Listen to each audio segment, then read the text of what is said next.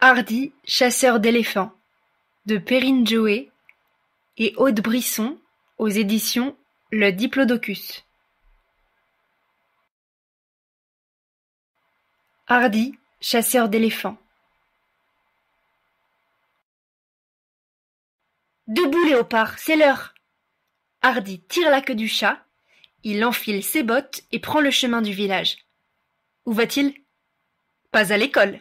Il ne peut pas, il n'a pas le temps. Tous les jours, même le dimanche, Hardy chasse les éléphants. Dans la rue, Hardy bougonne. Si je vois une de ces bêtes, je la tourque, je la pouixe, puis je la boute à totoc. Tourque?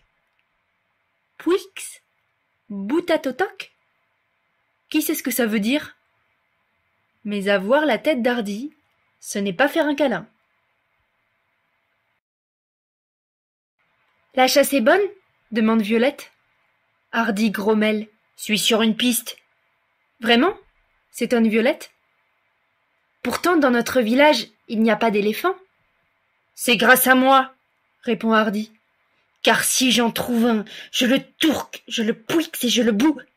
Tatotac? Complète Violette. Hardy ronchonne. Il n'aime guère qu'on le complète.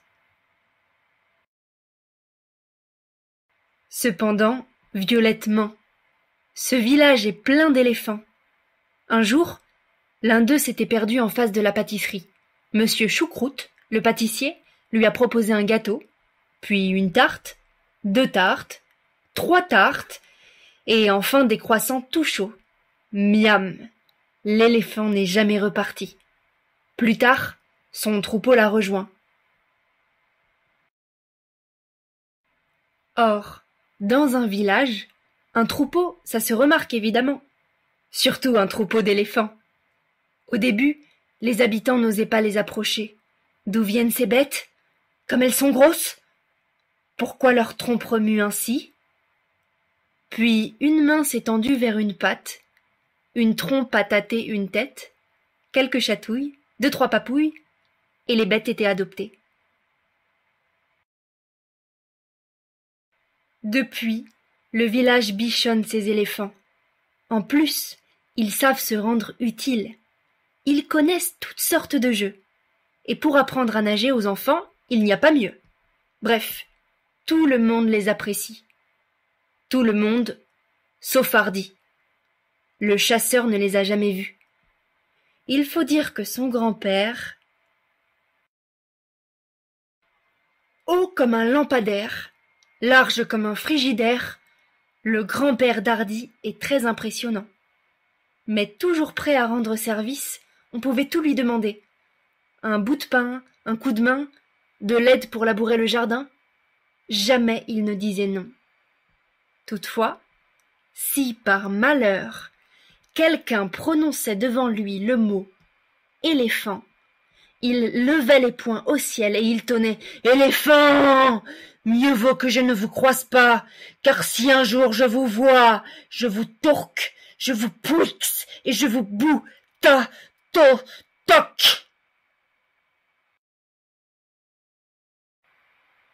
D'où lui venait cette colère?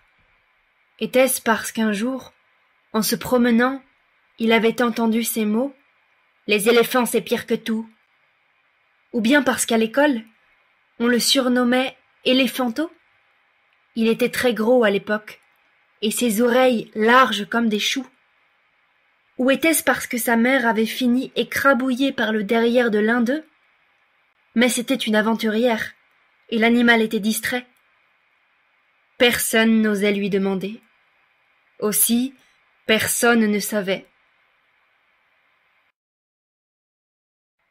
Toujours est-il qu'un beau jour, après l'une de ses colères, le grand-père d'Hardy a disparu. Quel choc pour Hardy! C'est là qu'il a quitté l'école pour devenir chasseur d'éléphants.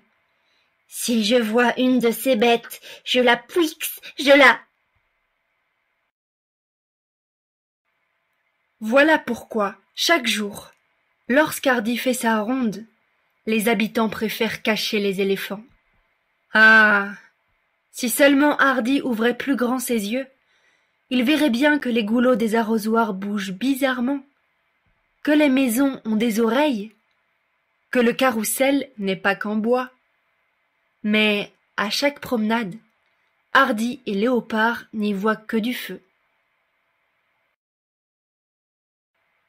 En arrivant devant la pâtisserie, Hardy salue Monsieur Choucroute, qui prépare des tartelettes au poivre. « Comme ça sent bon par ici ?» C'est alors qu'un courant d'air emporte les grains de poivre qui s'envolent par la fenêtre jusqu'à la trompe d'un éléphant. Ah, tchoum !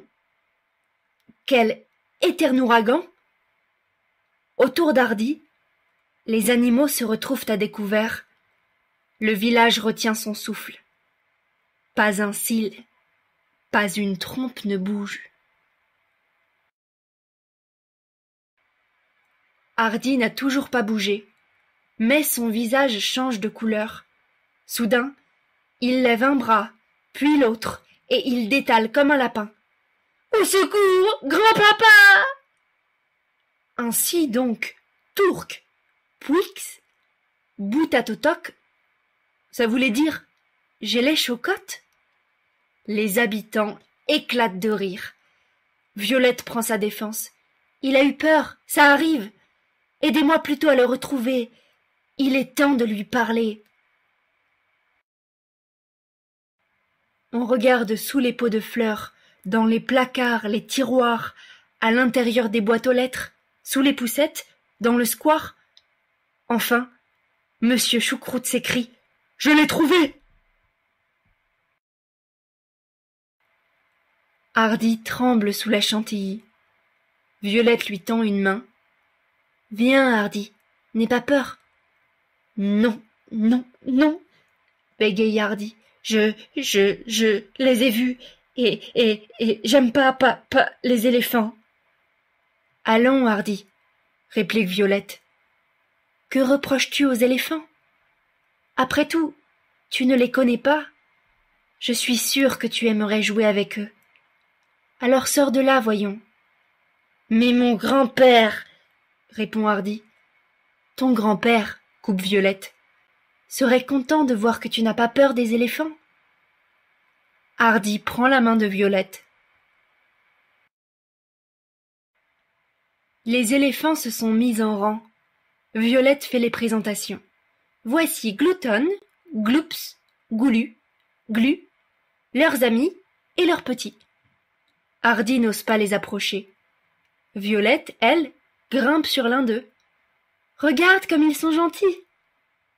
C'est alors que Monsieur Choucroute propose « Si la chasse aux éléphants est terminée, que diriez-vous d'une chasse aux œufs ?» « Oh oui !» s'écrient les habitants. « Quelle bonne idée !» Grâce à leur flair, les éléphants ont trouvé tous les œufs. Heureusement, ils sont généreux. « Hardy !» crie Violette. « Tends-leur tes mains, comme ça !» Timidement, Hardy s'approche d'un éléphant. L'animal a compris. Il lui lance son plus bel œuf. « Bravo !» s'écrie Violette. « Tu vois, tu n'as plus peur. Ton grand-père serait fier de toi. » Hardy sourit. Il se sent léger, tout léger comme de la crème chantilly.